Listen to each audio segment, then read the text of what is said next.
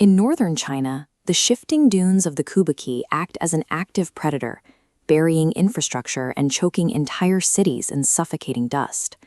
For decades, this desert expanded unchecked across 18,000 square kilometers of Inner Mongolia, earning it a reputation among locals as the Sea of Death. Early attempts to hold back the advancing dunes relied on sheer human endurance.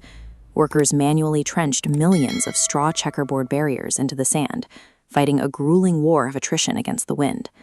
But against that desolate backdrop, a physical anomaly has emerged. Where the terrain was once barren, thousands of square kilometers of thick green vegetation now anchor the soil. This massive biological barrier is built on a single, highly specialized shrub, Salix samophylla, commonly known as the desert willow. This plant adapts by accelerating its growth when temperatures spike, sending dense, stabilizing roots deep into the shifting sand to lock dunes in place. To understand exactly how it survives these lethal conditions, researchers recently deployed third-generation PacBio hi-fi sequencing to map the desert willow's complete mitochondrial genome. By isolating the specific genetic code that enables this extreme drought tolerance, scientists now have the theoretical basis needed for more precise germplasm management and the genetic improvement of desert-stabilizing plants. When a typical plant faces severe drought and lethal temperatures, its cellular structure rapidly degrades. Osmotic pressure drops, cells collapse, and the organism dies within days. The desert willow experiences the exact same thermal and osmotic stress, but its cells do not rupture. Its survival relies on a hard-coded response hidden deep within its DNA. This diagram shows the genetic sequence reacting to heat stress. Two hub genes, SPMDP1 and SPWRKY33, activate immediately. Once triggered, they rapidly transmit chemical instructions, sending cascading signal waves throughout the cell. These instructions synthesize antioxidant enzymes and deploy a molecular shield, preventing thermal breakdown. This genetic architecture operates exactly like emergency response software.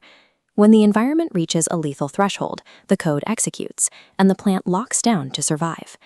That genetic software translates directly into specialized physical hardware. The plant's primary metabolic defense involves dynamically adjusting its internal osmotic pressure.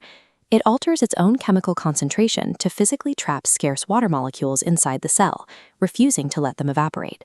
Simultaneously, it reinforces its structural integrity.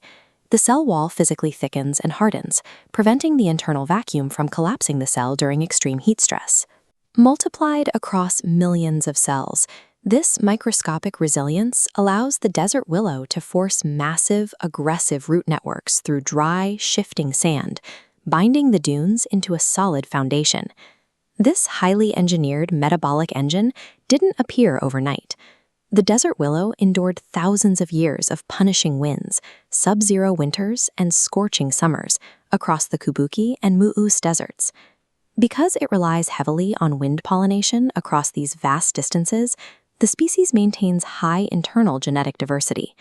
This constant mixing of traits allows successive generations to continuously adapt to nutrient-poor soils.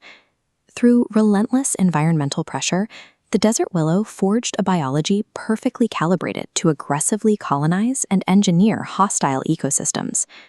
Understanding the biology is only the first step.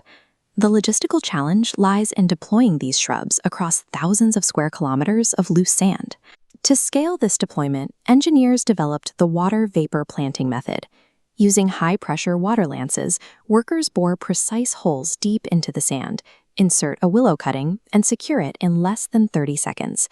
This technique transformed planting efficiency.